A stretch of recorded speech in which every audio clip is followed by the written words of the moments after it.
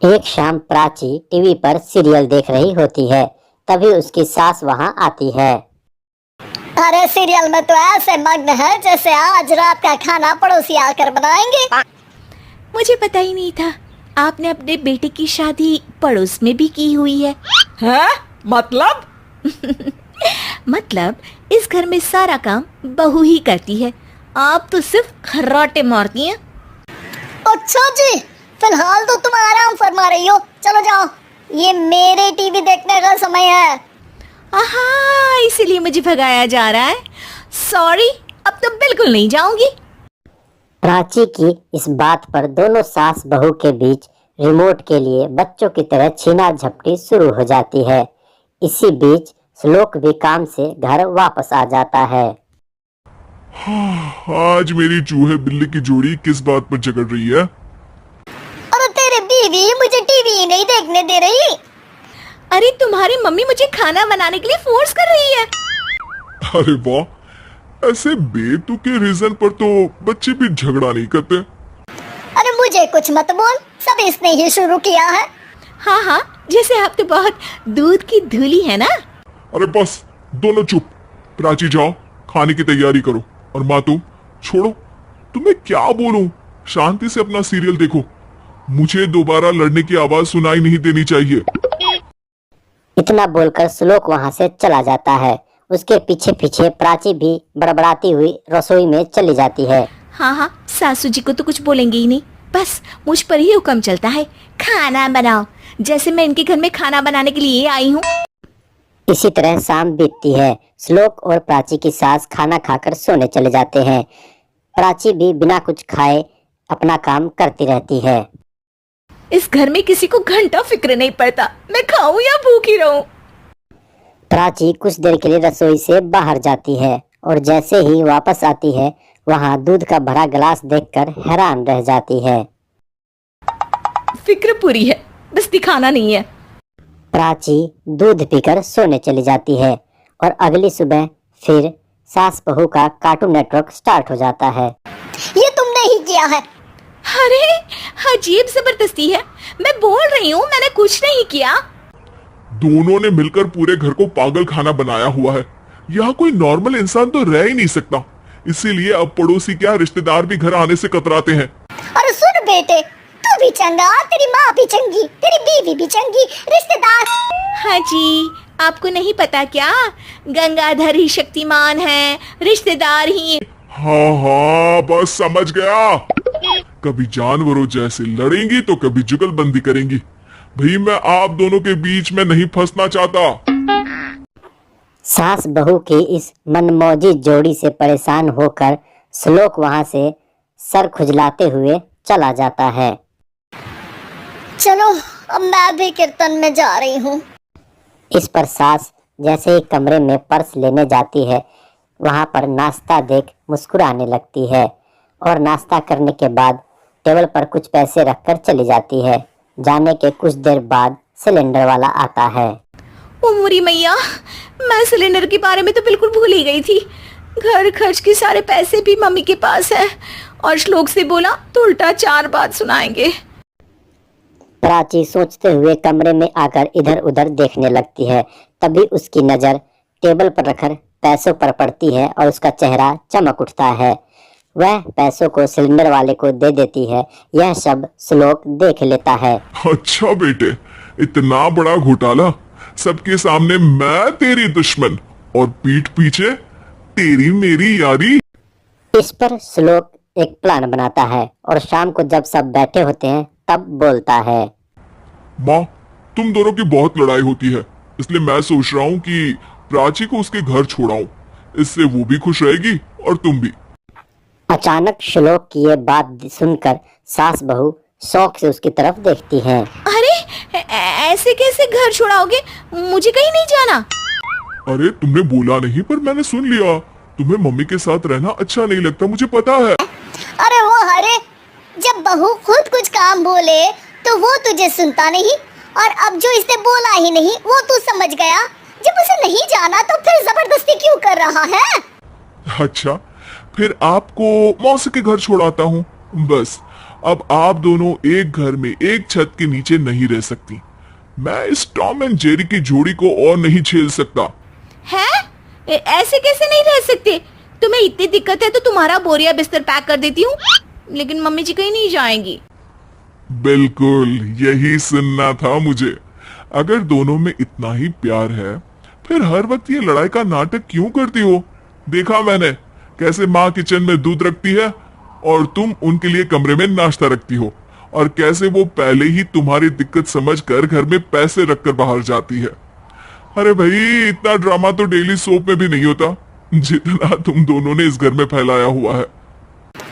तू हमें Tom and Jerry बोलता है ना, तो याद कर वो दोनों भी एक दूसरे को बाहर वालों की बुरी नजर से बचाने के लिए हमेशा सबके सामने लड़ते थे, लेकिन अकेले में दिक्कत के समय मदद भी तो करते थे। बस हमारा रिश्ता भी कुछ ऐसा ही है। और वैसे भी अगर सास बहू में तू मैं नहीं होती तो दुनिया वालों को कहानियां कैसे मिलेंगी? रील्स वाली बहू। प्रज्ञा को रील्स बनाने का बड़ा ही क्रेज था। वह दिन भर रील्स बनाती रहती थी, खाते पीते घूमते फिरते घर में कॉलेज में। रील्स बनाने के कारण वह कॉलेज में बहुत हाईलाइटेड थी। जहां उसके रील्स सभी को पसंद आते थे, वहीं मनीषा हर वक्त चिंता में डूबी रहती थी। एक दिन प्रज्ञा खाते हुए रील्स बना रही थी, तब मनीषा कहती है, एक मिनट भी चैन नहीं है इस लड़की को। ये नहीं कि खाना तो आराम से खा ले, लेकिन नहीं, अरे थोड़ी देर रील्स नहीं बनाओगी तो आसमान नहीं टूट पड़ेगा। अरे मम्मी, इसी को तो कहते हैं डिटर्मिनेशन। तुम नहीं समझोगी ये सब। भगवान इस लड़की को सद्बुद्धि दे। जब देखो तब टेढ़ा बाका मुंह बनाती रहती है। मनीषा की बातों का प्रज्ञा पर कोई असर नहीं दिखता है और वो खाते खाते रील्स बनाती रहती है। दिन बीतने लगते हैं और देखते ही देखते प्रज्ञा का कॉलेज भी खत्म हो जाता है। आए दिन कोई न कोई मनीषा को प्रज्ञा के शादी का सुझाव देता रहता है। सब ठीक ही कहते हैं, प्रज्ञा की शादी कर देनी चाहिए। अपने घर के काम काज में व्यस्त हो जाएगी तो खुद ही ये रील्स और नाच गाना बंद हो जाएगा। मनीषा और प्रेम प्रज्ञा के लिए एक अच्छा लड़का ढूंढने लगते हैं। तभी विक्की का रिश्ता प्रज्ञा के लिए आता है, जिसे उसकी रील्स देखकर प्रज्ञा को पसंद कर लिया था। अगले दिन विक्की अपने माता पिता के साथ प्रज्ञा के घर आता है। प्रज्ञा साड़ी पहने हुए और चाय की ट्रे लेकर उनके सामने आती है। जब विक्की को पसंद है तो हमें भी बहू पसंद है। बहन जी, आप बारात की तैयारी कीजिए। एक बार लड़का लड़की अकेले में बात कर ले तो अच्छा रहेगा। हाँ हाँ, क्यों नहीं। मनीषा विक्की को प्रज्ञा के कमरे में भेज देता है, जहां प्रज्ञा पहले से ही रील्स बना रही होती है। तभी विक्की कहता है, आ गए आपके साजन जी। हमारे साथ ये रील्स कंप्लीट करती तो और भी अच्छा रहता। अच्छा जी, अब आ ही गए हैं तो बना ही लेती हूँ आपके साथ। दोनों मिलकर रील्स बनाते हैं और पोस्ट भी कर देते हैं। जब वी मेट, तभी विक्की कहता है, जब आप साड़ी में चाय लेकर आई तब मुझे लगा कि कहीं मैं गलत घर में तो नहीं आ गया। अब सही है। दोनों की शादी पक्की हो जाती है। प्रज्ञा शादी वाले दिन भी रील्स बनाने से नहीं चूकती है। यहाँ तक कि बारात के समय भी वह नाचते हुए रील्स बनाती है। सभी लोग उसकी तारीफ के पुल बांधते हैं। इसी तरह नाचते गाते हुए प्रज्ञा अपने ससुराल आ जाती है। सब कुछ अच्छा चल रहा होता है। यहाँ भी प्रज्ञा हर चीज की रील्स बनाती रहती है। तभी एक दिन सुनीता कहती है, बहू, ये रील्स के साथ साथ कुछ काम भी कर लिया करो। वैसे तुझे और क्या क्या बनाना आता है? मम्मी जी, वैसे तो सब कहते हैं कि मैं सब कुछ अच्छा बनाती हूँ, लेकिन मुझे लगता है कि मैं मैगी अच्छा बना लेती हूँ। हाँ, कॉफी भी अच्छा बना लेती हूँ और मुंह तो सबसे अच्छा बना लेती हूँ। हैं? अच्छा अच्छा। सुनीता अपना माथा पकड़ लेती है और कहती है, बहू, कुछ खाना बनाना भी सीख लेती। मम्मी जी, मैं लंबी प्लानिंग कर रही हूँ। जल्दी ही मैं इतनी फेमस हो जाऊंगी कि मुझे पैसे मिलने लगेंगे। हम दोनों सास बहू राज करेंगे, राज। नौकर काम करेंगी और लोगों की तो लाइन लगेगी हमसे मिलने के लिए। तेरा दिमाग खराब हो गया है क्या बहू? हंसी मजाक तक ठीक है, लेकिन इस तरह घर नहीं चलते। जितना जल्दी हो इस घर के तौर तरीकों को सीख लो। प्रज्ञा मुंह घुमाकर चली जाती है और उसी वक्त एक रील्स बनाने लगती है। यह सब देखकर सुनीता का गुस्सा 7वें आसमान पर चला जाता है। विक्की के घर आते ही उसे वह सब कुछ बताती है। विक्की भी अब प्रज्ञा की इन हरकतों से परेशान हो गया था। तुम टेंशन मत लो मम्मा, मैं देख लूंगा। विक्की कमरे में जाता है तो देखता है कि प्रज्ञा रील्स बना रही है। विक्की प्रज्ञा से कहता है, प्रज्ञा, इन सब के लिए मैं तुम्हें मना नहीं कर रहा हूँ, लेकिन फिर भी हर वक्त तो ये अच्छा नहीं लगता ना। समझने की कोशिश करो, मुझे भी तुम्हारा थोड़ा वक्त चाहिए। मैं जब ऑफिस से आता हूँ तो मुझे समय देने की जगह इसी में लगी रहती है। तुम ज्यादा ही सोच रहे हो। तुम भी मेरे साथ रील्स बनाओ ना, तुम्हें भी बहुत अच्छा लगेगा। तुम्हें इज्जत से कोई बात समझ में नहीं आती क्या? दिमाग खराब हो गया है तुम्हारा इस चकाचौंध से। अगर तुमने अपना रवैया नहीं बदला तो मैं तुमसे दूर चला जाऊंगा। तुम ही रिश्ता लेकर आए थे, मुझे लड़कों की कमी नहीं थी और ना आज है। विक्की दरवाजा पटककर चला जाता है। धीरे धीरे विक्की प्रज्ञा से दूर होता चला जाता है। एक दिन मनीषा प्रज्ञा के ससुराल उससे मिलने आती है। तब सुनीता उससे कहती है, बहन जी, अब आई हैं तो कुछ दिन यहाँ रहकर जाइएगा, आप ही का घर है। हाँ मम्मी, बहुत दिन हो गए तुम्हारे साथ एक भी रील नहीं बनाई मैंने। प्रज्ञा तुरंत अपने फोन में रील्स बनाने लगती है। ये सब मुझसे नहीं हुआ। तेरा ये भूत अभी तक नहीं उतरा क्या? बहन जी, आप कुछ कहती नहीं क्या इसे? जब आप ही कुछ नहीं कर पाई तो मैं कर ही क्या सकती हूँ। सास तो वैसी ही बदनाम है। शाम को घर की लाइट चली जाती है। तब मनीषा प्रज्ञा से कहती है, मेरे घुटनों में बहुत दर्द हो रहा है, तू लाइट का कुछ इंतजाम करना बेटा। अच्छा, कैंडल जला देती हूँ मम्मा। प्रज्ञा गाते हुए कैंडल जलाती है और खिड़की के पर्दे के पास रख देती है। मनीषा, जिसे बहुत दर्द हो रहा है, वह सो जाती है और प्रज्ञा हमेशा की तरह रील्स बनाने में लग जाती है। कैंडल की वजह से पर्दे में आग लग जाती है और मनीषा का घर जलने लगता है। बचाओ!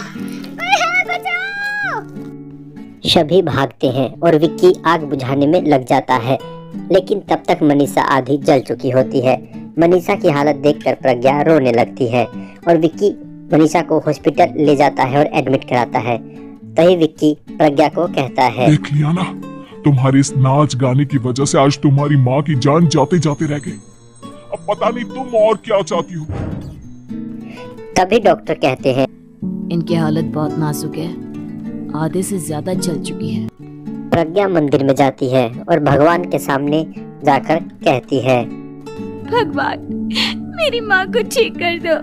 मैं कसम खाती हूँ, हाथ से ये रील्स बनाना छोड़ दूंगी। बस मुझे मेरी माँ वापस मिल जाए। 2 दिन बीत जाते हैं और मनीषा खतरे से बाहर आ जाती है। पेशेंट अब ठीक है, आप लोग उनसे मिल सकते हो। सब लोग मनीषा से मिलते हैं और प्रज्ञा सबके सामने अपना फोन तोड़ देती है। मुझे माफ कर दो मम्मा, मैंने तुम लोगों की बातों को नजरअंदाज किया। बेटा, कोई भी चीज जरूरत से ज्यादा खराब है। मैंने तुम्हें रील्स बनाने से कभी मना नहीं किया, लेकिन हर वक्त एक ही चीज तो सही नहीं है। मैं समझ गई हूँ मम्मा, आई एम सॉरी। प्रज्ञा उस दिन से रील बनाना छोड़ देती है और पूरी तरह से अपने घर के कामों में लग जाती है।